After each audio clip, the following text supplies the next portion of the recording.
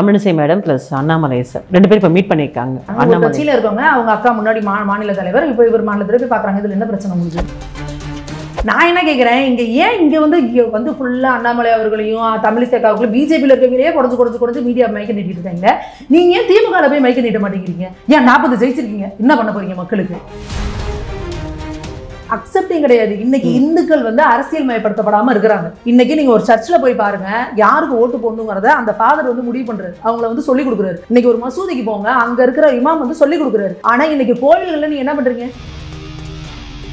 சொல்லும் போது வேற மாதிரி பேசப்படுது. இந்த இடத்துல மதவாத கட்சி ஒரே வார்த்தையில முடிச்சிடுறாங்க. நீங்க என்ன சொல்ல வந்தாலுமே அது ஒரு ஃபெயிலியர் மாடல்ல மாறிடுதோ.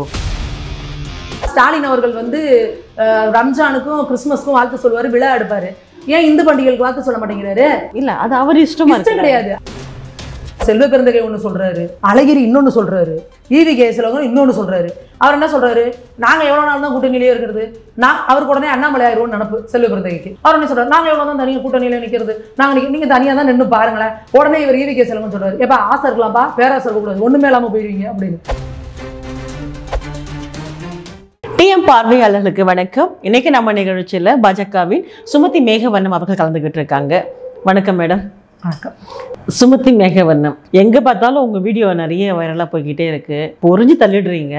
லுக்கு பார்க்கும்போதுமே வந்துட்டு ஒரு அந்த ஆன்மீகத்தை நான்லாம் இப்படி தான்ப்பா அப்படின்ற மாதிரி அந்த பொட்டெல்லாம் அழகாக வச்சுட்டுலாம் இருக்கீங்க. எப்படி இந்த கான்செப்ட்? பேசிக்கலி நீங்கள் எப்பவுமே அப்படி தானே, இல்லை பாஜக இருக்கிறதால இப்படி இருக்கீங்களா? இல்லை, பேசிக்காகவே நாங்கள் வந்து ஆன்மீகத்தில் ரொம்ப நம்பிக்கை உள்ளவங்க. இன்னொன்று, பிஜேபியில் இருக்கவங்க எல்லாருமே ஆன்மீகத்தில் நம்பிக்கை உள்ளவங்க. இது ரெண்டுமே வந்து பிரிக்க முடியாதது அப்படிங்கிற மாதிரி நாங்கள் எப்போவுமே எங்களுக்கு ரொம்ப ஆர்த்தடாக்ஸாக வந்து ஆன்மீகத்தில் ரொம்ப நம்பிக்கை உண்டு. இன்னொன்று, நம்மளோட இந்து தர்மம் தான் வந்து இன்னைக்கு மிகப்பெரிய அளவில் வந்து, அதுவும் தமிழ்நாட்டில் மிகப்பெரிய அளவில் வந்து தாக்குதலை சந்திச்சுட்டு இருக்கு. அப்படிங்கிறப்போ நம்மளோட தர்மத்துக்கு வந்து ஒரு தீங்கு நடக்குது அப்படின்னா அதுக்கு குரல் கொடுக்கறதுக்கு ஒரு கட்டமைப்பு இருக்கிற ஒரு கட்சி அப்படிங்கிறப்ப பார்த்தா பாஜக மட்டும்தான். ஸோ இன்னைக்கு இத்தனையோ கோவில்களை இடிக்கிறாங்க, எவ்வளவோ நடக்குது. இன்னைக்கு இந்து அறநிலையத்துறை வந்து முழுக்க அவங்க கையில் எடுத்துக்கிட்டு எவ்வளவோ அநியாயம் பண்ணிட்டு இருக்காங்க. இன்னைக்கு கோவில்களில் பண்ற அன்னதானம் கூட பண்றது கிடையாது. அந்த மாதிரி இன்னைக்கு நம்ம கோவில்களில் இவ்வளோ அநியாயம் நடந்துட்டு இருக்கு. அப்போ வந்து இதுக்காக யார் வந்து குரல் எடுப்பாங்கன்னா, இதுக்கான பாஜக மட்டும்தான் இதுக்கான குரலை எழுப்புறாங்க. அப்படிங்கிறப்போ அந்த கட்சியில வந்து இருந்து அந்த எங்களோட தர்மத்துக்காக நாங்கள் உழைக்கணும் அப்படின்றது வந்து எங்களோட இன்னைக்கு ஒரு தார்மீக கடமையா இருக்கு. இன்னைக்கு பாருங்க, ஆந்திராவில் வந்து சந்திரபாபு நாயுடு வந்து அவர்கள் பதவியேற்று சொல்றாங்க, நம்ம நினைக்கிறோம் திருப்பதி வந்து ஹைலி வந்து ரொம்ப ப்ராப்பரா நடந்துகிட்டு இருக்கு, எல்லாமே கரெக்டா நடந்துட்டு இருக்கு அப்படின்னு நம்ம நினைக்கிறோம். அவர் இன்னைக்கு ஆட்சி ஏற்றோன்னு என்ன சொல்றாருன்னா, திருப்பதியில வந்து பெரிய லெவல்ல வந்து ஸ்கேம் நடந்துட்டு இருக்கு, பெரிய லெவல்ல வந்து அங்க வந்து இது பண்ணிட்டு இருக்காங்க. அங்கேயும் வந்து ஜெகன்மோகன் ரெட்டி வந்து நிறைய வந்து மதமாற்ற நடவடிக்கைகள் அந்த மாதிரி அந்த இதெல்லாம் வந்து பண்ணிட்டு இருக்காங்க. இவாஞ்சலிஸ்ட் ஆக்டிவிட்டிஸ்லாம் அங்கே நடந்துகிட்டு இருக்கு, இனிமே அதெல்லாம் நடக்காது அப்படின்னு வந்து சொல்றாரு. அப்போ இந்த மாதிரி நம்ம ஹைலி ஆர்கனைஸ்டா இருக்குது அப்படின்னு சொன்ன திருப்பதி கோவிலே இப்படி நடக்குது அப்படின்னா, இன்னைக்கு நம்ம கோவில்கள்லாம் வெளிப்படையா அப்பட்டமா தெரியுது. எதுக்கு எடுத்தாலும் கட்டணும், கொள்ள கோவிலுக்கு ஏண்டா போறோன்ற நிலைமைக்கு மக்கள் ஆளாக்கி வெளியே அனுப்புறாங்க. அங்க போன ஒரு அன்னதானம் கிடையாது, எல்லாம் ஒரு தட்டுல எவ்வளவு காசு போடுறாங்கன்றத முதற்கொண்டு போர்டு எழுதி போடுறாங்க, அர்ச்சகர் தட்டில் பணம் போடாதீங்கன்னு. அந்த அளவுக்கு வந்து போற மக்களை உள்ள பிரிச்சு எல்லாத்தையும் உள்ள கொள்ளையடிச்சுட்டு அனுப்புற கூட்டம் மாதிரி இன்னைக்கு வந்து இந்து சமய அறநிலையத்துறை வந்து ஆக்ட் பண்ணிட்டு இருக்கிறப்போ, அப்போ வந்து ஒரு இந்துவா வந்து எங்களோட மதத்துக்கு எங்களோட தர்மத்துக்கு வந்து ஒரு இது வேணும். ஏன்னா கோவில்கள் தான் எங்களோட கலாச்சாரம், எங்களோட பண்பாடு, எங்க முன்னோர்கள் வாழ்ந்த வாழ்க்கையோட அடையாளம் எல்லாமே இந்த கோவில்கள் தான். அப்போ இவங்க என்ன பண்றாங்கன்னா, திட்டமிட்டு இந்த கோவில்கள் மேலதான் தொடர்ந்து தாக்குதல்கள் நடந்துகிட்டே தான் இருக்கு. அப்போ அதுக்கு வந்து ஒரு முறையான குரல் எடுப்பதுக்கு இன்னைக்கு தமிழகத்துல பாஜக விட்ட வேற எந்த கட்சி இருக்கு? இப்ப இதே பாருங்க, இப்ப நேத்து வந்து பார்த்திருப்பீங்க சமீபத்தில் ஒரு நியூஸ், ஒரு மசூதியை வந்து இடிக்கிறதுக்கு ஒரு ஆக்கிரமிப்பு இடத்துல கட்டப்பட்டிருக்கா. இப்போ திமுக ஆட்சிக்கு வந்ததுக்கு அப்புறம் எத்தனை 100 கோவில்கள் அடிச்சாங்க. ஆனா இந்த மசூதிக்கு வந்து அவங்க வந்து இது பண்றாங்கன்னா அவங்களோட மத உணர்வுகள் புண்படும் சொல்லிட்டு அதை நிறுத்தி வச்சிருக்காங்க. அப்போ எல்லாருக்குமே அதுதானே, சிறுபான்மையினர்கள்னா நிச்சயமா அவங்களோட மத வழிபாட்டுக்கும் அவங்களோட கடவுள்களுக்கும் அவங்களோட கோவில்களுக்கும் நாங்க முக்கியத்துவம் கொடுக்கணும் இல்லைங்களா? அப்போ நீங்க ஏன் இந்துக்களை மட்டும் இப்படி புண்படுத்துறீங்க? அப்ப எங்களோட கோவில்கள் 400 வருஷம் பழமையான கோவில்கள் அடிச்சு, நீங்க ஏன் அப்படி கேக்குறீங்க? இந்துக்களை புண்படுத்துறீங்க சொல்லிட்டு அப்ப எங்க கோவில்களை இடிச்சா அப்ப எங்களுக்கு எங்களோட உணர்வுகள் புண்படாதா? இல்லையா? அதே மாதிரி சர்ச்சு இதே மாதிரி பிரச்சனை வருது, மாஸ்கோ இது அதுவும் பிரச்சனை. நாங்க என்ன சொல்றோம், எல்லாமே தானே காமனா தானே இடத்துல ஆக்கிரமிப்பு இருக்கிறது. எங்க வந்துட்டு ஆஸ் பர் ரூல் இருக்கோ அது வந்துட்டு அப்படின்னா அப்போ அதை எடுக்கறாங்க. அப்படிங்கறப்போ இந்துக்கள் பலரே என்ன சொல்றாங்கன்னா, ஆக்கிரமிப்பு இடத்துல கட்டறப்ப எக்ஸ்பான்ஷன்றப்ப நம்ம ஒத்துக்கணும் தான் அப்படின்றதுக்கு வராங்க. இன்னும் சிலர் வந்து அங்க வந்து போராட்டத்துல உட்கார்றாங்க. ஒரு 100 ஆண்டுகளுக்கு மேல் பழமையானதுலவே வந்து பாதுகாக்கப்பட வேண்டியதுங்கறாங்க. ஆனா இங்க பாத்தீங்கன்னா இப்ப இடிச்ச கோயில்கள் 200, 300, 400 ஆண்டு பழமையான கோயில்கள் எல்லாம் கூட அந்த ஆக்கிரமிப்புல வருதுன்னு சொல்லிட்டு இடிக்கிறாங்க. இப்ப 400 வருஷத்துக்கு முன்னாடி அந்த இடத்துல ஒரு ரோடே இருந்திருக்கு. 400 வருஷத்துக்கு முன்னாடி அந்த இடத்துல ஒரு இடமே இருந்திருக்கு. 100 வருஷத்துக்கு முன்னாடி சொல்லுங்க, சென்னையே ஒரு 25 வருஷத்துக்கு முன்னாடி எப்படி இருந்தது, இன்னைக்கு எப்படி இருக்கு? அப்போ நீங்க அந்த ஒரு கேட்டகரியை வச்சுட்டு பண்றப்போ அங்க வந்து காலங்காலமா அங்க கும்பிட்டு இருக்கிறவங்க வந்து அந்த கோயிலை இடிக்கிறது அப்படிங்கிறப்போ அது எந்த அளவுக்கு அவங்களோட உணர்வுகளை புண்படுத்தும்? நாங்க என்ன சொல்றோம், ஆக்கிரமிப்புகளை அகற்றணும் தான் அப்படின்ற ஸ்டாண்ட்ல இப்ப இந்த இடத்துல இல்ல நான் சொல்றது முடிச்சிடுறேன். இப்ப நான் என்ன சொல்றேன், ஆக்கிரமிப்புல அகற்றணும்னா அது இந்துவா இருந்தாலும் முஸ்லீமா இருந்தாலும் கிறிஸ்டினா இருந்தாலும் எல்லாத்துக்குமே அதை பண்ணுங்க. அதே ஒரு மசூதியை இடிக்கிறதுக்கு அவங்க போராட்டம் பண்றாங்கன்னு நிறுத்தி வைங்க, அவங்க மத உணர்வு புண்படும் நீங்க சொல்றீங்கன்னா அப்ப இந்துக்களுக்கே நீங்க சொல்ல மாட்டேங்கிறீங்க, அப்ப ஏன் சட்டத்தை வளைக்கிறீங்க? இல்ல இதே அவங்களோட ஓட்டுக்காக நீங்க வந்து இந்த மாதிரி அவங்கள வந்து ஒரு அப்பீஸ்மெண்ட் பாலிடிக்ஸ் வந்து நீங்க பண்ணிட்டு இருக்கீங்க. அப்போ இங்க பெரும்பான்மையா இருக்க இந்துக்கள் வந்து தூங்கிக்கிட்டே இருக்கிறாங்க, நமக்கு என்ன நடந்துகிட்டு இருக்கு பின்னாடிங்கிறத தெரியாம இருக்கிறாங்க. இதுதான் கேள்வி. அடுத்த கேள்வி, நீங்க இவ்வளவு சொல்றீங்கல்ல நாங்க தான் குரல் கொடுக்குறோம், பாஜக தான் இதுக்கெல்லாம் குரல் கொடுக்குது அப்படின்னு சொல்லிட்டு நீங்க திமுக மேல குறை சொல்றீங்க, முதல்வர் மேல குறை சொல்றீங்க. அப்படி இருக்கும்போது அதே திமுகல மெஜாரிட்டி வந்துட்டு இந்துக்கள் தான் அதிகமா இருக்காங்க. அவங்களாம் சைலண்டா இருக்கும்போது சைலண்டா தானே இருக்காங்க. they are accepting the right. Accepting கிடையாது. இன்னைக்கு இந்துக்கள் வந்து அரசியல் மயப்படுத்தப்படாம இருக்கிறாங்க. இன்னைக்கு நீங்க ஒரு சர்ச்சில் போய் பாருங்க, யாருக்கு ஓட்டு போடணுங்கிறத அந்த ஃபாதர் வந்து முடிவு பண்றாரு, அவங்கள வந்து சொல்லி கொடுக்குறாரு. இன்னைக்கு ஒரு மசூதிக்கு போங்க, அங்க இருக்கிற இமாம் வந்து சொல்லி கொடுக்குறாரு. ஆனா இன்னைக்கு கோவில்கள்ல நீங்க என்ன பண்றீங்க, எந்த கோவில்கள்லயாவது அவங்கள மக்களை ஒருங்கிணைக்கிற இடமா இருக்கா? கோவில்கள் என்னவா இருக்கு, சும்மா போறதும் நின்று சாமி கும்பிடுறது வரதுமா இருக்கு. ஆனா கோவில்கள் ஒரு காலத்துல எப்படி இருந்தது? அது யாருடைய தப்பு? அது யாருடைய தப்புனா, நீங்க படையெடுத்து வந்தாங்க இல்லையா வெள்ளைக்கார கிறிஸ்தவர்கள், அவங்க திட்டமிட்டு பண்ணல பிளான். அதுக்கப்புறம் இங்க நம்ம கிட்ட 60 வருடங்களுக்கு மேல எங்களை ஆட்சி பண்ணிட்டு இருக்கிற திராவிட கட்சிகள் திட்டமிட்டு எங்களுக்கும் கோவிலுக்கும் உண்டான தொடர்பை கட் பண்றதுக்கு தான் இங்க வந்து கடவுள் மறுப்பு கொள்கை நாத்திகங்கிறது முன்னெடுத்து பண்ணது. அதனாலதான் இன்னைக்கு வந்து கோவில்கள்ல இருந்து எங்களை விலக்கி வச்சு நான் சாமிக்கு டெய்லி போய் கோவில் கும்பிட்டு இருந்தா என் கோவில்ல நீ ஒரு சங்கக்கலை தொட்டினா நான் விட்டுருவேன். அவனே சாமியே இல்லைன்னா கிட்ட அந்த கோயில் அடிச்சா நம்ம என்னன்னு கேட்பனா? அதனாலதானே திட்டமிட்டு நீங்க நாத்திக கொள்கையை கொண்டு எங்க மக்கள்கிட்ட புகுத்துனீங்க. ஒரு குழப்ப மனநிலையில தமிழக மக்கள் ஆக்குனது யாரு? இந்த திராவிட கட்சிகள். எங்களுக்கு வந்து சுதந்திரமே வேணாம், நாங்க வெள்ளக்காரனுக்கே இருக்கிறோம், இந்தியாவுக்கு முன்னாடி முழுக்க சுதந்திரம் கொடுத்துருங்கம்மா, எங்களுக்கு மட்டும் நீங்க விக்டோரியா மகாராணி காலத்துல அடிமையாவே நாங்க இருக்கிறோம் அப்படின்னு சொல்லி கட்டுரை எழுதினவர் தானே பெரியார். வந்து அப்படி எழுதினவர் தானே. சுதந்திர தினத்தை வந்து கருப்பு தினமா அறிவிச்சு கருப்பு கொடி ஏத்துங்கன்னு சொல்லி சொன்னவர் தானே. சரிங்க, அவங்க என்ன வேணா சொல்லிட்டு போகட்டும். நீங்க சொல்ற மாதிரி நீங்களாம் இந்துக்கள் தானே, போராடுறவங்க எல்லாமே சொல்றேன். உங்களை மாதிரி ஒரு சிலர் மட்டும் பேசுறீங்க, மத்தவங்க எல்லாம் அவங்கவுங்க என்ன கரெக்டா அவங்க வேலை இருக்காங்க, அக்செப்ட் பண்ணிருக்காங்க. குரல்கள் வெளியே கேட்க ஆரம்பிச்சிருக்கு, புரியுதா? இப்ப இந்த பாஜக வந்து இந்த அளவுக்கு இங்க வலுவா மக்கள் கிட்ட போறதுக்கு அப்புறமா இந்த குரல்கள் மக்கள் கிட்ட இப்பதான் முணுமுணுப்புகள் வந்து பேச்சுக்களை வர ஆரம்பிச்சிருக்கு. அப்பதான் இனிமேதான் மக்கள் கிட்ட வந்து அந்த விழிப்புணர்வை ஏற்படுத்தணும், மக்கள் கிட்ட அந்த அவேர்னஸ் ஏற்படுத்தணும். இன்னைக்கு மக்களை வந்து அரசியல் மயப்படுத்தணுங்க. இங்க எதை சுத்தி அரசியல் நடக்குது, ஒரு சாமி இல்லைன்னு சொல்றானா அதுக்கு பின்னாடி எவ்வளவு பெரிய அரசியல் இருக்கு அப்படின்றத மக்களுக்கு புரிய வச்சுட்டோம்னா அதுக்கப்புறம் இந்துக்கள் வந்து தனக்கு தன்னோட இந்து கடவுளை பழிக்கிற ஒருத்தவங்களுக்கு யார் ஆசா வந்து நீலகிரியில போய் நிற்கிறாரு, இந்துக்கள் எல்லாரும் வந்து சொல்லி சொன்னாரு. அவருக்கு யாராவது இந்துக்கள் ஓட்டு போட்டிருப்பாங்களா? போடல. ஏன்னா இந்த மீடியாக்கள் மூலியமா இந்த திமுக அரசு என்ன பண்ணுதுன்னா மக்கள் எந்த நியூஸை பார்க்கணும் எந்த நியூஸை பார்க்க கூடாதுங்கிறத அந்த அரசு முடிவு பண்ணுது, மீடியாக்கள் முடிவு பண்ணுது. அப்போ மக்களை வந்து ஒரு இல்ல அவங்கள ஓட்டு போடாம இப்ப அவர் வின்னா இருக்கு, ஓட்டு போடுறாங்க. அதுதான் நான் சொல்றேன், மக்களை இந்துக்களா உணர வைக்காம இருக்கிறது தான் இன்னைக்கு திமுக அரசு வெற்றி பெறதுக்கு காரணம். இது ரொம்ப நாள் நீடிக்காது. அப்ப அக்செப்ட் பண்ணிக்கோங்க, அவங்க அந்த விஷயத்துல வெற்றி பெறாங்க அப்படின்னா உங்களால தோல்விதான். அது நீங்க உங்களால பண்ண முடியல, ஆர்கனைஸ் பண்ண முடியல கிடையாது.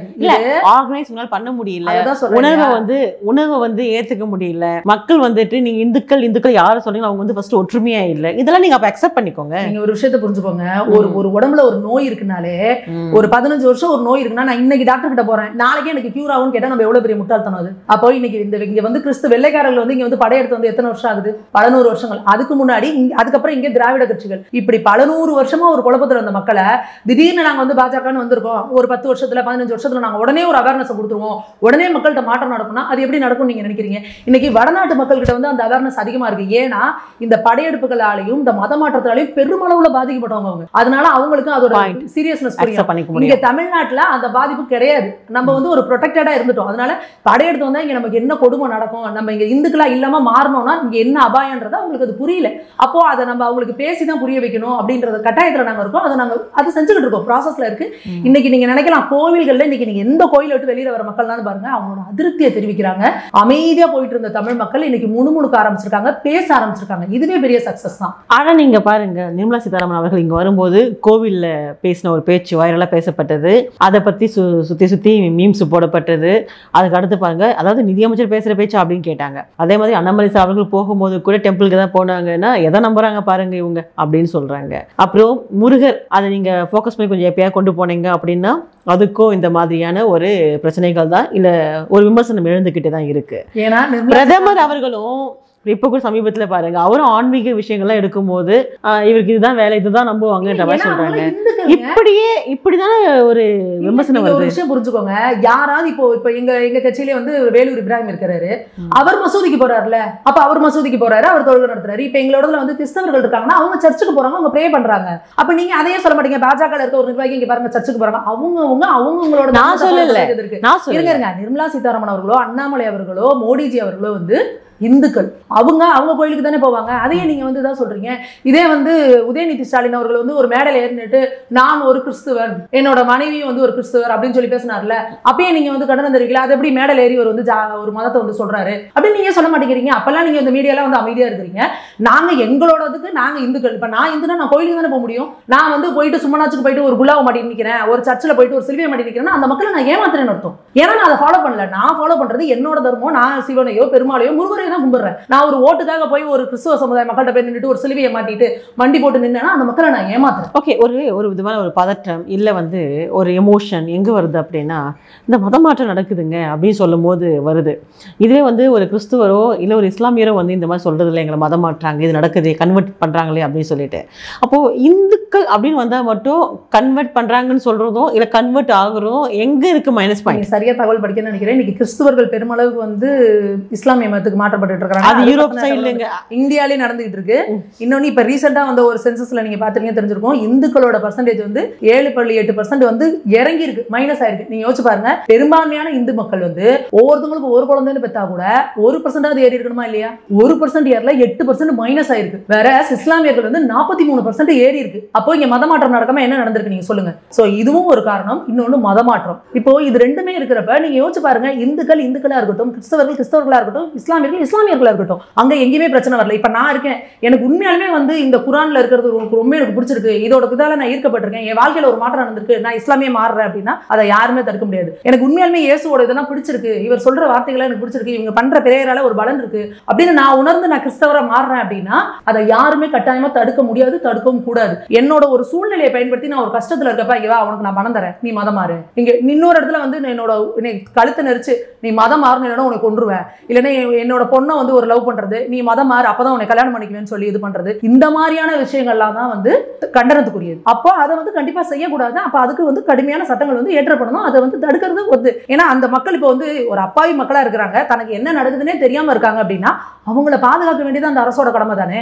இப்போ எங்கேயோ ஒரு பார்டர்ல வார் நடக்குது, அங்க என்ன நடக்குதுன்னே தெரியாம தானே மக்கள் இருக்காங்க. இவங்களுக்கு சேர்த்து தானே அங்க வந்து ராணுவ வீரர்கள் வந்து எல்லையில நின்று போராடுறாங்க.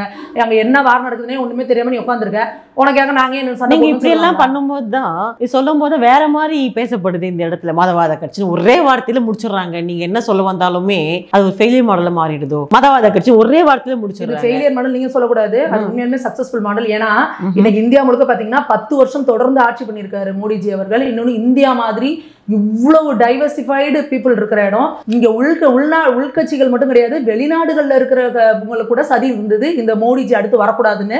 காங்கிரஸ் வந்து காங்கிரஸ் வந்து 1 லட்சம் ரூபாய் தருவேன் கார்டை அச்சடிச்சு கொடுத்தாங்க. இதெல்லாம் தாண்டி கூட மோடிஜி அவர்கள் தான் வரணும், மோடிஜி அவர்கள் வந்தாதான் அடுத்து நம்ம நாட்டுக்கு வளர்ச்சி, நம்ம மக்களுக்கு பாதுகாப்பு, இந்துக்கள் மட்டும் இல்ல இஸ்லாமியர்கள் கிறிஸ்தவர்கள் எல்லாருமே நிம்மதியா இருக்கணும்னா மோடிஜி அவர்கள் வரணும்ன்றதான் எல்லா மக்களும் ஒட்டுமொத்த இந்திய மக்களும் முடிவு பண்ணாங்க. இப்ப வடநாட்டுல வந்து இஸ்லாமியர்கள்லாம் ஓட்டு போடாமையா மோடிஜி அவர்கள் வந்து செலக்ட் ஆயிருக்காங்க? வடநாட்டுல கிறிஸ்தவர்கள் ஓட்டு போடாமையா மோடிஜி அவர்கள் செலக்ட் ஆயிருக்காங்க?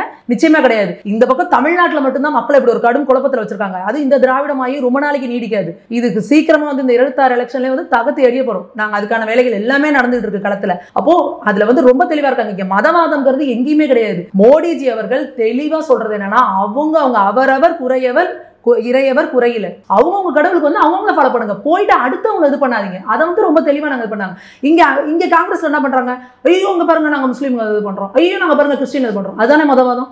நீங்க யாரோ ஒரு பிள்ளைய போட்டு தப்புன்னு அடிச்சுட்டே இருப்பீங்க, ஒரு பிள்ளைய மட்டும் தூக்கி பிள்ளை வச்சுட்டீங்கன்னா அவங்க பாகுபாடு பாக்குறாங்களா? எல்லா பிள்ளையும் ஈக்குவலா நடத்துன்னு சொல்றவங்க அவங்கள வந்து நீங்க பாகுபாடு நடத்துறீங்களா? அதான பாலிடிக்ஸ். அப்படி கிடையாது. நீங்க வந்து இது வந்து ஒரு நரேட்டிவா செட் பண்றீங்க.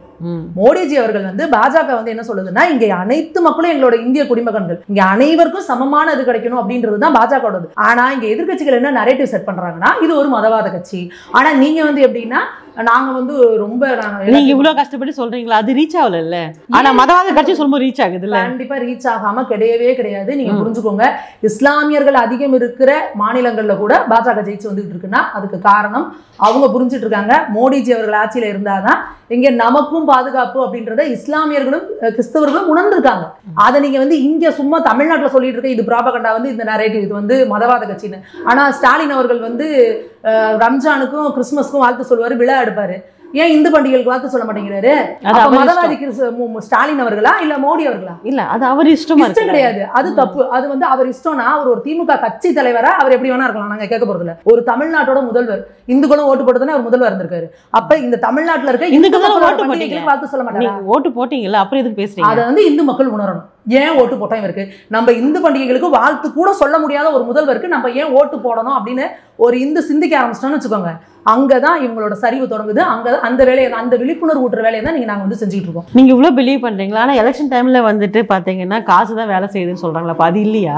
காசு வேலை செய்து நீங்களே சொல்லிட்டீங்கல்ல. அப்போ நல்லாட்சி கொடுக்கறதுல, நீங்க நல்லாட்சி கொடுத்தீங்கன்னா ஆட்டோமேட்டிக்கா ஜெயிப்பீங்க. நீங்க நல்லாட்சி கொடுக்கறது இல்ல, காசை கொடுத்து ஜெயிக்கிறீங்க. நாங்க ₹1 கொடுக்காம இத்தனை % ஓட்டு வாங்கியிருக்கோம். அப்ப மக்கள் கிட்ட மாற்றம் இருக்கா இல்லையா நீங்க சொல்லுங்க. அண்ணாமலை அவர்களுக்கு வந்து 4.5 லட்சம் ஓட்டு ₹1 கொடுக்காம. அதே திமுகவும் அதிமுகவும் அங்க எந்த அளவுக்கு பணத்தை இறக்குனாங்கிறது எல்லாருக்கும் தெரியும். அப்போ மக்கள் விழிச்சுக்கிட்டாங்களா இல்லையா? இன்னைக்கு தமிழ்நாடு முழுக்க 11% பாஜக மட்டும் தனியா வாங்கியிருக்கு. அப்போ மக்கள் விழிச்சுக்கிட்டாங்களா இல்லையா? எல்லா நேரத்திலயும் எல்லா இடத்துலயும் மக்களை வந்து பணத்தை கொடுத்தே ஏமாத்த முடியாது. உண்மையா 26 எலெக்ஷனுக்கு இவங்க கண்டிப்பா பணம் கொடுப்பாங்க. ஆனா மக்கள் ஒண்ணு புரிஞ்சுக்கணும், உங்ககிட்ட கொள்ளையடிக்கிற காசை தான் அவங்க கொடுக்குறாங்க. அதனால இந்த காசுக்கு அவங்களுக்கு லாயலா இருக்கணும்னு எந்த அவசியமே கிடையாது. அவங்க காசை கொடுத்தாலும் வாங்கி வச்சுக்கிட்டு தயவுதாட்சணியம் பார்க்காம யாரு நம்ம நாட்டுக்கு நல்லது செய்வாங்களோ அவங்களுக்கு ஓட்டு போடணும்ன்ற முடிவை மக்கள் எடுக்கிறப்பதான் இவங்களுக்கு தெரியும். இவங்க என்ன நினைக்கிறாங்க, நம்ம எப்படி வேணா ஆட்சி அமைக்கலாம், ஒரு ஓட்டுக்கு 5000 கொடு, 6000 கொடு, 10,000 கொடுன்னு கொடுத்து காசால அடிச்சிடலாம் அப்படின்ற இவங்களோட வந்து 26 எலெக்ஷன் வந்து நிச்சயமா பொய்யாக்கும். இல்ல இப்போ அவங்க என்ன நினைக்கட்டும், விடுங்க. அவங்க காசு கொடுத்தாக்க ஓகே ஆயிடும், காசு கொடுக்கலாம் ஓகே இல்லாம ஆயிடும், எல்லாம் என்ன வேணா நினைச்சிட்டு போகட்டும். நீங்க இவ்வளவு விஷயம் பேசுறீங்கல்ல, இப்ப வரக்கூடிய எலெக்ஷனுக்கு வந்துட்டு எது நீங்க ரொம்ப சவாலா இருக்கும்னு அப்ப நீங்க நம்புறீங்க? நிச்சயமா சவால்னா என்ன, இந்த திராவிட கட்சிகளோட பொய்யான ஒரு கட்டமைப்பு தான் நரேட்டிவ், இவங்க கையில இருக்கிற மீடியா. ஏன்னா அந்த மீடியால பாருங்க, ஒரு முக்கியமான விஷயம் நடந்துகிட்டு இருக்கும், ஆனா இவங்க ஒண்ணுமே இல்லாம ஒரு உப்பு பெறாத விஷயத்தை பத்தி ஒண்ணு விவாதம் பண்ணிட்டு உட்காந்துருப்பாங்க. இன்னைக்கு இந்த கர்நாடகா, கேரளா, ஆந்திரா 3லயும் வந்து அணை கட்டிட்டாங்க. இதை பத்தி எந்த ஒரு மீடியால இருந்து விவாதம் பண்ணி நீங்க பாத்திருக்கீங்களா? நானும் டெல்டா காரன் சொன்னாரு முதல்வர். டெல்டா காரனுக்கு விவசாயிகளோட வேதனை புரியணுமா இல்லையா? ஏற்கனவே அவங்க காவிரியில தண்ணி திறந்து விட்டாலே அணைய அங்க கடமடைக்கு தண்ணி போகுது. நீங்க இப்ப அங்க எல்லாம் அணைய கட்டுற வரைக்கும் நீங்க என்ன பண்ணிட்டு இருக்கீங்க? அங்க நீர்வழித்துறை அமைச்சர் என்ன பண்ணிட்டு உட்கார்ந்து இருக்கிறாரு? இதே கர்நாடகால வந்து பிஜேபி ஆட்சியில இருந்துச்சு. அப்ப வந்து மே மாசம் ஜூன் மாசத்துல தண்ணி வந்தது. அப்ப போய் பூ போடுறேன்னு தட்டோட பூ தூக்கி போட்டுட்டு வந்தாருல முதல்வர் அவர்கள். அப்ப இப்ப எங்க போச்சு? காவிரியில தண்ணி இல்ல. தண்ணி இல்லாம விவசாயி செத்துட்டு கிடக்கிறான். நானும் டெல்டா காரன் தான். ஏன்னா நீங்க எப்படிப்பட்ட டெல்டா காரன்னா, வயல் வரப்புக்குள்ள கான்கிரீட் ரோடு போட்டு அதுல ரெட் கார்பெட் போட்டு போற டெல்டா காரன் இவரு. ஏன்னா உண்மையான டெல்டா காரனா வரப்புல வந்து செருப்பு போட்டு கால வைக்க மாட்டாங்க. ஏன்னா அந்த மண்ணும் அந்த நெல்லும் அவங்களுக்கு சாமி மாதிரி. இவங்க வந்து இவங்கெல்லாம் சும்மா வெறும் பேருக்கு மீடியாவுக்கு சீன் கொடுத்துட்டு இருக்கவங்க. வரப்புக்கு நடுவுல கான்கிரீட் தரையை போட்டு அதுக்கு மேல ரெட் கார்பெட், அதுக்கப்புறம் அதுல பச்சை மண்ணு விளையுமா? அதுல எந்த விவசாயியாவது அந்த வேலையை செய்வானா? இந்த மாதிரி சீன் கொடுத்துட்டு இருக்கிறவங்க, நீங்களுக்குலாம் விவசாயியோட வழி அர்த்தம் என்ன தெரியும் நினைக்கிறீங்க நீங்க? ஓகே, நீங்க இவ்வளவு விஷயம் சொல்றீங்கல்ல, உலக அரசியல் எடுத்துக்கோங்களேன். சுத்தி நீங்க சொன்னீங்க அங்க பக்கத்துல இருக்கக்கூடிய கர்நாடகா என்ன நடக்குதுன்னு தெரிய மாட்டேங்கிறது. அதே மாதிரி நாட்டுக்காக பிஜேபி தான் இருக்கு அப்படின்னு சொல்றீங்க. நமக்கு நாட்டுக்காகவே என்னென்ன அச்சுறுத்தல் பல நாடுகளில் இருக்கு அப்படின்ற கவலையெல்லாம் இங்க இல்லைன்ற மாதிரி சொல்றீங்கல்ல. இங்க இருக்கக்கூடிய மக்களுடைய கவலையும் ஒண்ணு இருக்கு இல்லையா? விலைவாசி உயர்வு. நமக்கு இன்னைக்கு வந்து கேஸ் சிலிண்டர் விலை கம்மியா இருக்கணும், பெட்ரோல் விலை கம்மியா இருக்கணும். இதுதானே ஃபர்ஸ்ட், இதுதானே மக்களுக்கு வருது. அவங்க முதல்வர் தான் சொல்லியிருக்காரு, நாங்க வந்து ஜெயிச்சோம்னா சிலிண்டர் 500 ரூபாய் ஆக்கிடுவோம், பெட்ரோல் 65 ஆக்கிடுவோம், டீசல் 55 ஆக்கிடும். போய் முதல்வர் கேளுங்க. 40க்கு 40 ஜெயிச்சிட்டாங்கல்ல, மக்கள் கொடுத்துட்டாங்கல்ல. முதல்வரை போய் கேளுங்கல்ல. அப்ப எங்கயா சிலிண்டர் 500 ரூபாய்க்கு கொடுங்க, எங்க பெட்ரோல் 65 கொடுங்க, டீசல் 55 கொடுங்க, டோல்கேட்லாம் எடுங்க, தமிழ்நாட்டில் இருக்க டோல்கேட்லாம் எடுங்கன்னு கேட்கணும்ல. டோல்கேட் அவங்க எடுக்கணுமா? அறிக்கையில கொடுத்தாங்கல்ல, இனிமே வந்து சுங்கச்சாவடிகள்ல வந்து இருக்காது, கட்டணம் வசூலிக்கப்படாது. தேர்தல் அறிக்கை எடுத்து பாருங்க, திமுக தேர்தல் அறிக்கையை. டோல்கேட் எப்படிங்க ஸ்டேட் கவர்மெண்ட்? அப்புறம் ஏங்க ஸ்டேட் கவர்மெண்ட்ல அறிக்கை கொடுத்தீங்க? நீங்க என்ன சொன்னீங்க? பெட்ரோல் டீசல் உங்க கட்டுப்பாட்டுல இருக்கா? கேஸ் சிலிண்டர் உங்க கட்டுப்பாட்டுல இருக்கா? டோல்கேட் உங்க கட்டுப்பாட்டுல இருக்கா? அப்ப மக்களை ஏமாத்தணும்னு நீங்க என்ன அறிக்கை கொடுத்தீங்க? ஏன் இந்த மீடியாக்கள்லாம் ஏன் நீங்க அப்ப வந்து விவாதம் நடத்தல? முதல்வர் வந்து இப்படி ஒரு அறிக்கை கொடுத்திருக்காரு, இது வந்து மத்திய அரசு கட்டுப்பாடு தானே, மாநில அரசோட கண்ட்ரோல்ல இருக்கா, எப்படி வந்து ஒரு மாநில அரசு வந்து இதுக்கான அறிக்கையை கொடுக்கலாம் அப்படின்னு மீடியாக்கள் விவாதம் நடத்துனீங்களா? நடத்தல இல்ல. இப்போ இன்னொன்னு டிஸ்க்ளைமர் அந்த கீழே ஸ்டார் போட்டுருப்பாங்க. நான் விவாதம் நடத்தி கூப்பிட வர மாட்டேங்கிறாங்க, யாரும் வர மாட்டாங்க. ஏன்னா அவங்க கிட்ட பதில் கிடையாது. ஏன்னா இன்னைக்கு நான் சொல்றது மெயின் ஸ்ட்ரீம் மீடியா. இந்த மாதிரி யூடியூப் சேனலை தேடி தேடி எத்தனை மக்கள் பார்ப்பாங்கன்னு தெரியாது. பொதுமக்களை போய் ஒரு பாமர மக்கள் வீட்டில் பார்க்கறது ஒரு சேனலை போட்டுட்டு அவங்க வீட்டில் சாயந்தரமானா பார்க்குற இந்த மெயின் ஸ்ட்ரீம் மீடியாக்கள் மக்கள் எதை தெரிஞ்சுக்கணுன்றதை அவங்க முடிவு பண்றாங்க. இந்த மாதிரியான முக்கியமான விஷயங்களை இப்போ இவங்களோட இதை நம்பி 40 தொகுதிகளை வந்து மக்கள் ஓட்டு போட்டிருக்காங்க. அப்போ மக்களை ஏமாத்தி தான் நீங்க ஓட்டு வாங்கியிருக்கீங்க. இன்னொரு ஒரு பொய் பிரபகண்டா என்ன பண்ணாங்கன்னா, கனிமொழி அக்கா சொல்றாங்க, பிஜேபியை நீங்க திரும்பி தேர்ந்தெடுத்தீங்கன்னா உங்களுக்கு வர 1000 ரூபாய் உரிமை தொகையும் வராது. இப்போ எவ்வளவு பெரிய பொய்! அப்ப மோடி அவர்கள் கொடுக்குற பணத்துல தான் நீங்க அங்க இருக்க மகளிருக்குலாம் வந்து உரிமை தொகை கொடுத்துட்டு இருக்கீங்க. ஒரு தொகுதியில ஜெயிச்சுட்டா அந்த ஓட்டு நீங்க ஒரு வாழ் தெரிவிச்சிருக்கணும்ல. 40க்கு 40 தட்டி தூக்கி இருக்காங்க, வாழ் தெரிவிச்சிருக்கலாம்ல சுமதி அவங்க. அண்ணாமலை அவர்கள் தெரிவிச்சிருக்காரு. ஜெயிச்சவங்களுக்குலாம் வாழ்த்துக்கள் சொல்லி போட்டிருக்காரு. ஏன்னா அவர் வந்து ஒரு கட்சியோட மாநில தலைவரா இருக்காரு. அவருக்கான சில தார்மீக பொருட்கள் எல்லாம் பண்ணிட்டு இருக்காங்க. நாங்க வந்து ஒரு சாமானிய குடிமக்களா ஒரு இடத்துல நின்று பார்த்துட்டு இருக்கோம். எங்களுக்கு தெரியும் எங்க வீட்டு வாசல் இருக்க குப்பையை எடுக்கிறது எவ்வளவு ஆகுது, கூவத்துல அடைச்சிருக்க சாக்கடையை கிளீன் பண்ண எத்தனை நாள் ஆகுது, மழை பெஞ்சா எங்க தெரு என்ன நாத்தமா நாரி கிடக்குது, எப்படி கரண்ட் பிரச்சனை எல்லாம் நாங்க இருக்கவங்க நாங்க எந்த மூஞ்சி வச்சுட்டு நாங்க வாழ்த்து சொல்ல முடியும்? எங்களுக்கு வேதனையும் வெறுப்பு தான் மிஞ்சுது. என்னடா இவ்வளவு கொடுமைப்படுத்துறாங்க, கட்டப்பையில பணத்தை வச்சுக்கிட்டு முதல் நாள் போய் வீடு வீடா கொடுத்துட்டு மக்களை ஏமாத்தி ஓட்டு வாங்குறாங்க.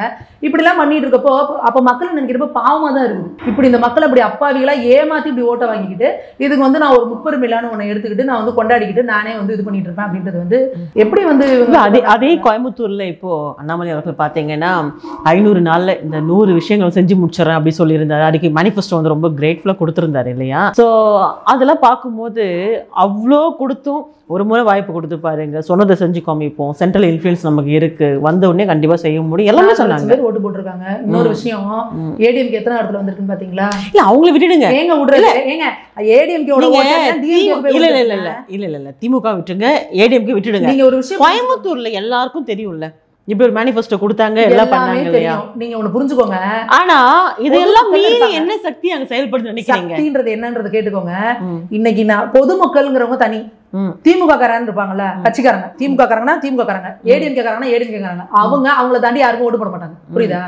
இப்போ இந்த ஏடிஎம்கே காரங்க என்ன பண்றாங்க அப்படின்னா, அவங்களுக்குள்ள பேசிக்கிட்டு நம்ம வந்து பங்காளிங்க, நம்ம வேணா இது பண்ணிக்கலாமே ஒழிஞ்சு அண்ணாமலை ஜெயிச்சிடக்கூடாது அப்படின்னு சொல்லிட்டு ஏடிஎம்கேவோட ஓட்டுகள் எல்லாம் திமுகவுக்கு போய் விழுந்திருக்கு. அப்போ இங்க இந்த ஏடிஎம்கேவோட ஓட்டுகள் கரெக்டா ஏடிஎம்கேக்கு விழுந்திருந்தது அப்படின்னா கண்டிப்பா இவங்களுக்கு உண்ட அந்த கேப் வந்து குறைஞ்சிருக்கும். அண்ணாமலை அவர்கள் வந்து ஜெயிக்கிறதுக்கான சான்சஸ் ஜாஸ்தி. ஆனா இவங்களுக்குள்ள பேசி வச்சுக்கிட்டு என்ன பண்றாங்க அப்படின்னா, ஏடிஎம்கேவோட ஓட்டுகள் எல்லாம் டிஎம்கேக்கு போட்டு நீ ஜெயிச்சாலும் ஜெயிச்சுக்க பங்காளி, ஆனா அண்ணாமலை விட்டுறக்கூடாது உள்ள அப்படின்னு சொல்லி இவங்க உள்ளடி வேலை பார்த்து இதுக்கான பூத் வைஸ் டேட்டா கூட வெளியிட்டு இருந்தாங்க. நீங்க பாத்தீங்கன்னா தெரியும், ஏடிஎம்கேவுக்கான ஓட்டுகள் அத்தனையும் வந்து டிஎம்கேக்கு போய் கன்சல்டேட் ஆயிருக்கு.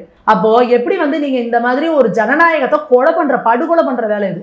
அப்போ 4.5 லட்சம் மக்கள் வந்து அண்ணாமலை வந்து அங்க வந்து எம்பியா வரணும் அப்படின்னு முடிவு எடுக்கிறாங்க. ஆனா இங்க இருக்கிற இந்த திமுகவும் ஏடிஎம்கேவும் பிளான் பண்ணி மக்களுக்கு எதிராக இவங்களோட தொண்டர்களை வச்சு நம்ம ஓட்டையும் தூக்கி அவங்களுக்கே போடுன்னு போட்டு ஒரு டிஎம்கேவை ஜெயிக்க வைக்கிறாங்க.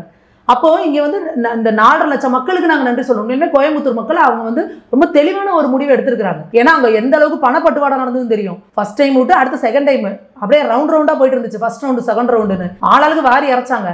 இத்தனையும் தாண்டி மக்கள் வந்து ஒரு படிச்ச பையனுக்கு, ஒரு இளைஞனுக்கு, இங்க ஒரு மாற்றத்தை கொண்டு வரணும்னு விரும்புற மனுஷனுக்கு ஓட்டு போடணும் அப்படின்னு வந்து மக்கள் முடிவெடுத்திருக்காங்க. அப்படிங்கறதே ஒரு மிகப்பெரிய மாற்றத்துக்கான அறிகுறி தமிழகத்துல. அதுவும் தமிழகத்துல நீங்க யோசிச்சுக்கோங்க. ஆனா எஸ்பி வேலுமணி சொல்லும் அப்படி சொல்லலையே, பாஜகவும் அதிமுகவும் சேர்ந்து செயல்பட்டு இருந்தாக்க வின் பண்ணிருக்கலாம் அப்படின்னு சொன்னாங்க. அதே ஒரு மாசம் முன்னாடி கோமா ஸ்டேஜ்ல இருந்தாரா?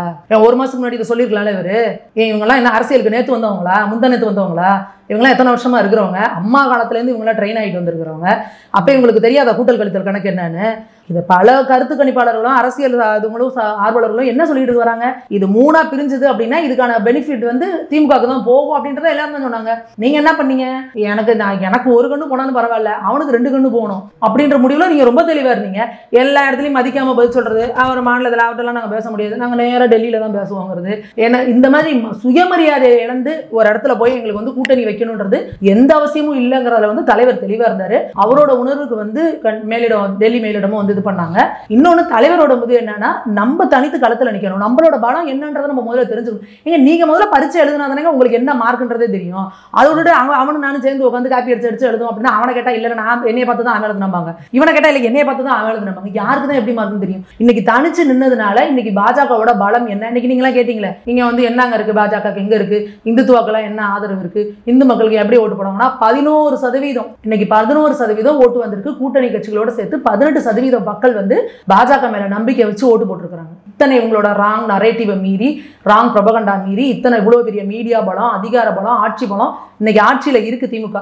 இதை தாண்டி இப்படி வந்திருக்கு அப்படின்னா இது ஒரு மிகப்பெரிய மாற்றத்துக்கான அறிகுறி, மிகப்பெரிய ஒரு மௌன புரட்சி வந்து நடந்துகிட்டு இருக்கு தமிழ்நாட்டில். நோட்டட். அடுத்தபடியா இப்போ Tamilisai madam plus Annamalai sir 2 பேரும் இப்போ மீட் பண்ணியிருக்காங்க. மேடமோட வீட்டில் போயிட்டு கட்சியில இருக்கவங்க அவங்க அக்கா முன்னாடி மாநில தலைவர், இப்போ இவர் மாநிலத்தில் போய் பார்க்குறாங்க. இதுல என்ன பிரச்சனை உங்களுக்கு? இல்லை, இதுல எந்த பிரச்சனையும் இல்லை. இந்த 2 நாளும் ஒரே பிரச்சனையா பேசிக்கிட்டு இருந்தாங்க இல்லையா, இது நீங்க எப்படி பாக்குறீங்க? அதுதான் நீ எப்பவுமே இந்த திமுக கொத்தரிக்கைலாம் என்ன வேலை, இதெல்லாம் கூவுறதுலாம் யாருன்னு பாருங்க. இந்த கொத்தரிமைகளுக்குலாம் என்ன வேலை அப்படின்னா, இங்க பிஜேபியில எதனாவது ஒரு விஷயம் ஏதாவது லேசா புகையாதா உடனே ஊதி ஊதி இங்க வர்றா பிடிச்சி எரியுதுரா அப்படின்னு சொல்லி அவங்களுக்கு வந்து கும்மால அடிக்கணும். அதுதான் வேலை. தமிழிசைக்கா என்ன சொல்றாங்க, அவங்க ஒரு கருத்தை சொல்றாங்க. தமிழிசைக்கா சொல்ற கருத்தை ஃபுல்லா இது பண்ணி ஹைலைட் பண்ணது யாரு? என்ன வேலை? நான் என்ன கேட்கிறேன், இங்க ஏன் இங்க வந்து ஃபுல்லா அண்ணாமலை அவர்களையும் தமிழிசை அவர்களும் பிஜேபியில் இருக்கவங்களே குறைஞ்சு மீடியா மைக்க நீட்டிட்டு இருக்காங்க. நீங்க ஏன் திமுக போய் மைக்க நீட்ட மாட்டேங்கிறீங்க? ஏன் 40 ஜெயிச்சிருக்கீங்க, என்ன பண்ண போறீங்க மக்களுக்கு? ஏன்னா அவர் திருப்பி சொல்லிடுவார், இது வரைக்கும் என்ன பண்ணோம் 3 வருஷம் ஒன்றும் பண்ணல, இனிமே அப்படிதான் ஒன்றும் பண்ண போறதுன்னு சொல்லிடுவாரு. அப்புறம் கிடைக்கிற பேட்டா கிடைக்காம போயிடும். அதனால அவங்க கிட்ட கேட்காம இங்க பிஜேபியிலேயே கொண்டு வந்து மைக்க நீட்டிக்கிட்டு இங்க இவங்களுக்குள்ள ஏதாவது இவர் ஒன்று சொன்னா இப்படி பேசி அண்ணாமலை, தூக்கி எறிந்த தமிழிசை, அடுத்து வீசி அண்ணாமலை, இப்படியே எதையாவது ஒண்ணு போட்டு நீங்க உருட்டிட்டு இருக்கிறீங்க. இது எல்லாமே இந்த மாதிரி பேசும்போது இதெல்லாம் மக்கள் பார்க்கும்போது இது எப்படி இருக்கும் நினைக்கிறீங்க? இது வந்து இந்த மாதிரி விஷயங்களுக்கெல்லாம் டைம் ஸ்பெண்ட் பண்ணி இப்படி சொல்லிட்டாங்க, அது அப்படி பண்ணிட்டாங்க, அப்படி எப்படி ஃபீல் ஆகும் உங்களுக்கு? நீங்க வீட்ல டிவி பாப்பீங்களா, எப்படி தோணும் உங்களுக்கு? இந்த உட்கட்சி பூசல்ங்கிற மக்கள் என்ன தெரியுமா நினைப்பாங்க, இத போய் காங்கிரஸ் திமுகவும் பேசுறாங்க பாருங்க. காங்கிரஸ்காரங்க சத்தியமூர்த்தி பவனுக்குள்ள போனா வேஷ்டியை உருவிட்டு அடிச்சுக்குவாங்க. இவங்க போய் இதை போய் ஒரு கண்டனம் தெரிவிச்சதுக்கு பேசிட்டு இருக்காங்க. இங்க திமுக நடக்காத விஷயமா? இவங்க சட்டசபையிலேயே வேஷ்டி அவுத்து போட்டுட்டு அன்றாயோட நிற்பாங்க. இவங்க வந்து இதெல்லாம் பேசுறாங்க பாருங்க. இப்படிதான் நினைப்பாங்க மக்கள். ஏன்னா மக்களுக்கு அரசியல் தெரியும், மக்கள் பார்த்துக்கிட்டே இருக்கிறாங்க இவங்க இத்தனை வருஷமா என்ன அரசியல் நடந்துகிட்டு இருக்கீங்கன்னு. அதனால இது ஒன்றும் ஒரு புது விஷயம் கிடையாது. இதை வந்து அப்படியே பெரிய மாதிரி நீங்க திருச்சிக்கு போய் பாருங்க. அங்க அவர் மகேஷ் அவர்களுக்கும் நேரு அவர்களுக்கும் என்ன பிரச்சனைங்கிறது எல்லாருக்கும் தெரியும். இது மாதிரி இங்க ஒவ்வொரு தலைவருக்கும் சொல்லிக்கிட்டே பட்டியல் போட்டுக்கிட்டே வரலாம். எல்லாம் இங்க உள்ள எல்லாம் அடிச்சு முடிச்சுக்கிட்டு தான் நிக்கிறது. சரி, பாஜக நீங்க இந்த மாதிரி விஷயங்களை கண்டுக்கிறது, இதை பத்தி எல்லாம் பெருசா கண்டுக்காம கிடையாது. நீங்களும் அந்த மாதிரி பிரேக்கிங் நியூஸ் இல்ல இந்த மாதிரி விஷயங்கள் நீங்களும் பிரேக்கிங் நியூஸ் எல்லாம் போட மாட்டேங்கிறீங்க? உங்களுக்கு சப்போர்ட் இல்லை பிரேக்கிங் மெயின் நியூஸ். பிஜேபியை பொறுத்த வரைக்கும் நாங்க வந்து ஒரு கட்டுக்கோப்பான கட்சி, சரிங்களா? பிஜேபியை பொறுத்த வரைக்கும் ஒரு ஆக்கப்பூர்வமான விஷயத்தை முன்னெடுக்கணும் அப்படின்றத நாங்க இருக்கணும் முடிஞ்சு இந்த மாதிரி கேவலமான விஷயங்களை போட்டுட்டுலாம் வந்து ஒரு பிரேக்கிங் நியூஸ் கொடுக்கணுன்ற எந்த அவசியமே பிஜேபிக்கு கிடையாது. இன்னொன்னு நீங்க தொடர்ந்து வந்து இந்த மாதிரியான விஷயங்கள் உட்கட்சி பூசல் அப்படின்னு சொல்லி ஒரு பிம்பத்தை கட்டமைக்கிறாங்கன்னு சொல்லிட்டு தான் கட்சி மேலிடம் வந்து அவங்களை கூப்பிட்டு பண்றாங்க. தலைவர் நேரடியா இன்னைக்கு தமிழிசை வீட்டுக்கு போயிட்டு இதுக்கு ஒரு ஃபுல் ஸ்டாப் வச்சிருக்காரு. முன்னாள் மாநில தலைவர் அக்காவை போய் நாங்க மரியாதை நிமித்தமா சந்திச்சுட்டு வரேன் அப்படின்னு அக்காவோட இல்லத்துல போய் சந்திச்சுட்டு வர்றாரு. இல்ல அதான் பாயிண்ட். இப்போ ஏன்னா பாத்துட்டு வந்திருக்காங்க, மேடமும் விட்டு கொடுக்கல, சாரும் விட்டு கொடுக்கல, அதே சமயத்துல விட்டு கொடுக்கலங்கிறீங்க. இல்ல சண்டை போட்ட மாதிரி சொல்லவே இல்லையே. சண்டையே போடலைங்க. என்னங்க சண்டை? 2 பேரும் சண்டை போட்டுக்கிட்டாங்களா? இல்ல இந்த 2 நாளா ஒரே ஒரு வீடியோ கேப்சர் பண்ணி எப்படியோ தெரியாமலோ மீடியால மாட்டியாச்சு. அப்படியே ஜூம் பண்ணி போட்டுட்டு இருந்தாங்க இல்லையா, இப்படி சொல்லிட்டாரு அப்படி சொல்லிட்டு வாட் எவர் இட் இஸ். என்னோட கேள்வி அதான், அதாவது ஒரு விஷயம் வெளியே சொல்லணுமா சொல்லக்கூடாதா, இல்ல என்ன பண்ணாங்க அப்படிங்கிறது அவங்களுக்குள்ள நேரடியா பேசும்போது, ஆனா வியூகங்கள்ன்ற பேர்ல வெளியில இப்படி பரவுது இல்லையா? ஆனா அதுக்கெல்லாம் வந்து சொல்லாமலே முற்றுப்புள்ளி வச்ச மாதிரி இருக்கு. இப்போ 2 பேரும் மீட் பண்ணி எடுத்துக்கலாமா? முற்றுப்புள்ளி வச்சிட்டாரு. அதுக்கப்புறம் பிரேக்கிங் நியூஸ் வராதுங்களா? பிரேக்கிங் நியூஸ் வேணும்னா நினைச்சா போடுவாங்க. இந்த கொத்தடிமைகள் மீடியாக்கெல்லாம் நினைச்சாங்கன்னா அவங்களே கிரியேட் பண்ணி போடுவாங்க. இதே எப்படி தெரியுமா கிரியேட் பண்ணி போடுவாங்க? காலில் விழுந்த அண்ணாமலை, படிந்து போன அண்ணாமலை அப்படின்னு இப்படியும் போடுவாங்க. ஏன்னா இவங்களுக்கு வேற வேலையே கிடையாது, வேற ஒன்றும் பண்ண முடியாது. ஏன்னா இங்க தமிழக அரசு ஏதாவது இந்த நலத்திட்டம் பண்ணியிருக்காங்க, மக்களுக்கு இதை நல்லது செஞ்சிருக்காங்க, அந்த நல்லது இவங்களுக்கு போடுறதுக்கு ஒரு கரும நியூஸும் கிடையாது. அதனால என்ன பண்ணுவாங்க, அண்ணாமலை அவர்கள் என்ன பண்றாரு, எங்க போறாரு, எந்த ஃபிளைட்ல ஏறினாரு, எந்த ஃபிளைட்ல இறங்கினாரு, இப்படியே அண்ணாமலைக்கு பின்னாடியே மைக்கு தூக்கிட்டு போறதும் கேமரா தூக்கிட்டு போறதுன்னு எங்களோட முழு நேரம் வேலையா இருக்கு. இன்னைக்கு நீங்க பாருங்க, கேட்டீங்கல்ல பிஜேபி என்ன வளர்ந்துருக்குன்னு. இன்னைக்கு பிஜேபியிலே ஒவ்வொருத்தவங்களும் என்ன பேசுறாங்க என்ன பண்றாங்கிறதா இன்னைக்கு வந்து பிரேக்கிங் நியூஸாவே இருக்கு. இதை பிஜேபி இல்லைன்னா இவங்களுக்கு போடுறதுக்கு நியூஸே இருக்காது போல இருக்கு. இதே மீடியாக்கள் வந்து இல்ல காங்கிரஸ் கூட்டம் நடந்துச்சு. அப்ப செல்வ பெருந்தகை ஒண்ணு சொல்றாரு, அழகிரி இன்னொன்னு சொல்றாரு, ஈவி.கே. செல்வன் இன்னொன்று சொல்றாரு. அவர் என்ன சொல்றாரு, நாங்கள் எவ்வளோ நாள் தான் கூட்டணியிலே இருக்கிறது, அவருக்கு உடனே அண்ணாமலை ஆயிடுவோம்னு நினப்பு செல்வ பிறந்தகைக்கு. அவர் என்ன சொல்றாரு, நாங்கள் எவ்வளோ தான் தனியாக கூட்டணியில நிற்கிறது, நீங்கள் தனியாக தான் நின்று பாருங்களேன். உடனே இவர் ஈவி.கே. செல்வன் சொல்றாரு, எப்பா ஆசை இருக்கலாம்ப்பா, பேராசை இருக்கக்கூடாது, ஒன்றுமே இல்லாமல் போயிடுவீங்க அப்படின்னு. இப்பயே ஒன்றும் இல்லாமல் தானே இருக்கீங்க, இப்போ என்னவா இருக்கீங்க?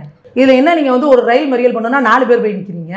தலைவர் சொன்னார் கமலாலயத்துக்கு மறியல் முற்றுகையிடணும்னா 10 பேர் வர போறீங்க, 10 பேருக்கு நாங்கள் சாப்பாடு போடுறோம்ப்பா. நாங்கள் அப்போ 10 பேர் தான் வர போறாங்கன்னு சொல்றதை கூட அவங்களுக்கு புரிஞ்சுக்காம, இல்லை எனக்கு கறி வேணும், மாட்டுக்கறி வேணும்னு கேட்குற அளவுக்கு அவங்களோட அறிவு முத்தி போய் கிடக்குது. இந்த லட்சணத்தில் இருக்கிறவங்க இவங்க வந்து உட்கட்சி புசல் இதை பற்றிலாம் பேசுறது இவங்களுக்கு யாருமே தகுதியே கிடையாது. நீங்க எவ்வளோ ப்ரௌடாக ஃபீல் பண்றீங்க? ஒரு காலத்தில் வந்து நோட்டாக்கு கீழே இருக்கக்கூடிய கட்சி அப்படின்னு சொல்லப்பட்டது.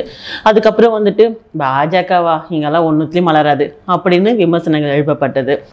யார் எது பேசினாலுமே வந்து பாஜக உள்ள வரவே வராது இப்படி. ஆனால் இப்போ நீங்களே சொல்றீங்க எங்களை சுற்றி தான்ப்பா இருக்குது எல்லாமே நியூஸ் அப்படிங்கிறீங்க. நீங்கள் சொல்ல கிட்டத்தட்ட பார்க்கும்போது எல்லா சேனல்ஸுமே வந்துட்டு அன்னைக்கு கண்டிப்பாக அண்ணாமலைன்ற ஒரு அவள் பேரை உச்சரிக்காமல் ஒரு நியூஸ் போகிறதும் பார்க்க முடியல. பிஜேபின்றதும் கண்டிப்பாக வந்துடுது. அதே சமயத்தில் வந்து இங்கே உள்ள வரலன்னு சொல்லப்படுது. இது எப்படி மக்கள் புரிஞ்சுக்கணும்? மக்கள் எப்படி புரிஞ்சுக்கணும்? இதுதான் மீடியாக்கள் பண்ணுற சூழ்ச்சி அப்படின்றத புரிஞ்சுக்கணும். இன்னொரு விஷயம், நீங்கள் ஒரு களத்தில் போய் ஒரு பாஜக காரனா நாங்கள் போய் நிற்கிறப்ப எங்களுக்கு ரொம்ப சுலபமாக எங்களை வந்து ரீச் பண்ணுறதுக்குன்னா மோடிஜி அவர்கள், அடுத்தீங்க அண்ணாமலை அவர்கள். மோடிஜி அவர்கள் என்ன செய்கிறாங்களோ அதை வந்து அண்ணாமலை அவர்கள் அவர்களோட பேச்சாற்றல் மூலயமா, அந்த மீடியா மூலயமா தினந்தோறும் மக்களை போய் ரீச் ஆகிட்டே இருக்காரு. நாங்கள் போய் ஃபீல்டில் போயிட்டு நாங்கள் ஃபீல்ட் ஒர்க் பண்ணுறப்பெல்லாமே கூட எந்த ஒரு சாதாரண ஒரு ஹவுஸ் ஒய்ஃப் ஆகட்டும், ஒரு சாதாரண ஒரு காய்கறி வைக்கிற ஒரு அக்காவாகட்டும், ஒரு பூ விற்கிற பாட்டியாகட்டும், எங்கள்கிட்ட கேட்கறது என்னன்னா, அண்ணாமலை நீங்கள் பார்ப்பீங்களா, அண்ணாமலை நாங்கள் பார்க்க முடியுமா அப்படின்னு கேட்பாங்க. நீங்கள் பார்த்து என்ன பாட்டி பண்ண போறீங்க அப்படின்னா, அண்ணாமலை கூட ஒரு ஃபோட்டோ எடுக்கணும், நீ அண்ணாமலை வந்தால் சொல்றியா, இப்படிலாம் கேட்கக்கூடிய அளவுக்கு அண்ணாமலை அவர்கள் வந்து ஒரு பாமர மக்கள்கிட்டே போய் சென்றடைஞ்சிருக்காரு. அப்போ அதுதான் அந்த கட்சியோட வெற்றிங்கிறது. அப்போ மக்கள் என்ன நினைக்கிறாங்கன்னா, ஏதாவது ஒரு பிரச்சனைனா நம்மள எங்கேயாவது ரோட்ல பார்த்துட்டு, ஏமா இந்த மாதிரி நடக்குது, உங்க அண்ணாமலையிட்ட சொல்லி ஒரு பேச சொல்ல, அது கேட்டு செஞ்சா. அப்போ இங்க தமிழகத்துல ஒரு பிரச்சனை அப்படின்னா அண்ணாமலை அவர்கள் குரல் எழுப்புனா அதுக்கு ஒரு நியாயம் கிடைக்கும் அப்படின்ற நம்பிக்கை இன்னைக்கு மக்கள்கிட்ட வந்திருக்கு. ஒரு கோவில் பிரச்சனையாகட்டும், ஒரு பிரச்சனையாகட்டும், ஒரு தெருவுல பிரச்சனையாகட்டும், இன்னைக்கு ஒரு சமுதாய பிரச்சனையாகட்டும், அண்ணாமலை அவர்கள் குரல் எழுப்பணும் அப்படின்றத வந்து இன்னைக்கு தமிழக மக்கள் எதிர்பார்க்கிற அளவுக்கு வந்து மக்கள்கிட்ட கொண்டு போய் கட்சியை வந்து சேர்த்திருக்கிறார் தலைவர். ஸோ நீங்க ப்ரௌடா ஃபீல் பண்றீங்க அந்த ஒரு விஷயத்துல? கிரேட்ங்க. இந்த மாதிரி பிரச்சனைக்கு நடுவுல இந்த வார் ரூம் அடிக்கடி பேசுறாங்கல்ல, அதை பத்தி சொல்லுங்களேன். என்னதான் அந்த வார் ரூம்? திமுக இல்லையா? வார் ரூம் காங்கிரஸ்க்கு இல்லையா? அங்கெல்லாம் இருக்கலாம், நீங்க வச்சிருக்கீங்க, உங்ககிட்ட என்ன இருக்குன்னு கேக்குறோம். ஏங்க அவங்க எல்லாம் வச்சிருக்கப்ப அவங்க எல்லாம் கேள்வி கேட்க மாட்டேங்கிறீங்க. ஏங்க பிஜேபில இருக்கிற நான் சொல்லலீங்க, அப்படிதானே கேக்குறாங்க. வார் ரூம் அப்படிங்கிறது வந்து ஒரு எலெக்ஷன் டைம்ல அவங்களுக்கு வந்து டெடியஸா கண்டினியூஸா ஒர்க் பண்றதுக்காக செட்டப் பண்ற ஒரு சோஷியல் மீடியா டீம். அது வருஷம் முச்சூடும் வச்சு ஒரு வார் ரூம் வச்சு நடத்துறதுக்கு எத்தனை லட்சம் செலவாகும், எத்தனை கோடி செலவாகும், அவ்வளவு வச்சு பண்றதுக்கா இருக்கு. நீங்க இன்னைக்கு வார் ரூம்னா என்னன்னா, இவங்களுக்கு வயிற்றுச்ச தாங்க முடியல. என்னன்னா இது சோசியல் மீடியால அண்ணாமலைக்கு திட்டி ஒரு பதிவு போட்டோம்னா திட்டி குப்பு குப்பு குப்புன்னு வந்து 1 லட்சம் பேர் வந்து திட்டிட்டு போறாங்களேன்னா, 1 லட்சம் பேரை வச்சு சம்பளம் கொடுக்குற அளவுக்கு அண்ணாமலை அவர்கள் வார் ரூம் வச்சு நடத்துறாரு. நீங்க இன்னைக்கு கடக்கோடி கிராமத்துல இருக்கிற ஒரு இல்லத்தரசி, ஒரு காலேஜ் ஸ்டூடெண்ட், ஒரு வயசான ரிட்டையர்டு டீச்சர், ஒரு டாக்டர், இந்த மாதிரி எல்லாரும் என்னோட புள்ள அண்ணாமலை ஒரு படிச்சவன் வந்திருக்கிறான், அவனுக்கு நான் சப்போர்ட் பண்ணணும் அப்படின்னு நினைக்கிற லட்சக்கணக்கான இல்லத்தரசிகளும் இந்த வார் ரூம்ல இருக்கிறாங்க. அதே மாதிரி ஒரு டாக்டர், டீச்சர், கலெக்டர்ல இருந்து எவ்வளவு ஐஎஃப்சியலா இருக்கவங்க கூட ஒரு படிச்சவன் அரசியலுக்கு வரணும், இங்க ஒரு மாற்றத்தை உண்டாகணும். ஏன் தம்பி மாதிரி அண்ணாமலை, ஏன் புள்ள மாதிரி அண்ணாமலை, எத்தனையோ ஆண்கள், லட்சக்கணக்கான ஆண்கள் வந்து தங்களோட வேலை நேரத்துக்கு போக மீதி நேரத்துல வந்து அண்ணாமலைக்காக அங்க பதிவு போடுறதும் அண்ணாமலைக்கு சப்போர்ட் பண்றதுமா இருக்கிறது. அத்தனை லட்சம் பேரும் வார் ரூம்ல இருக்கவங்க. அப்போ உங்களுக்கு ஏன் இப்படி எரியுது? நீங்க என்ன பண்றீங்க, ஒரு போஸ்ட் போட்டா 200 ரூபாய் அப்படின்னு கொடுத்து ஆட்களை வச்சு வேலை வாங்குறீங்க. அப்ப நீங்க வார் ரூம் வச்சு நடத்துறீங்களா, நாங்க வார் ரூம் வச்சு நடத்துறோமா? அவங்க ஓப்பனாவே டிக்ளேர் பண்றாங்க ஒரு போஸ்ட்டுக்கு 200 ரூபாய் அப்படின்னு 200 rupees அவங்களுக்கு பேரே வச்சிருக்காங்க. அப்படி இருக்கிறப்ப அதை பத்தி எல்லாம் பேசாம இங்க பொதுமக்கள் தன்னெழுச்சியா வந்து நம்ம வந்து அண்ணாமலை அவர்களுக்கு சப்போர்ட் பண்ணணும் அப்படின்னு சொல்லி ஒரு போஸ்ட் போட்டா, அப்ப அவங்கள வந்து இதெல்லாம் வார் ரூம் அட்ராசிட்டிஸ், வார் ரூம்ல இருக்கவங்க இப்படி பண்றாங்க அப்படின்னு சொல்லி நீங்க சொல்றீங்கன்னா, இது உங்களோட என்ன சொல்றது, வைத்தறிச்சலை தான் காட்டுது, வேற ஒண்ணும் கிடையாது. பல்வேறு கருத்துக்களை பகிர்ந்திருக்கீங்க. அதாவது நான் இப்ப கேட்ட எந்த கேள்வியுமே வந்து என்னோட கேள்விகளே கிடையாது. நாங்களும் வெளியில பார்க்கும்போது மக்கள் பேசுற ஒரு சில விஷயங்களை வச்சுட்டு தான் நான் உங்ககிட்ட அது கேள்வியா வச்சிருந்தேன். பிரதிபலிக்குது. உங்களுடைய ஆன்சரும் கொடுத்துருக்கீங்க, நம்ம ஆடியன்ஸும் பார்ப்பாங்க. நன்றி. நன்றி.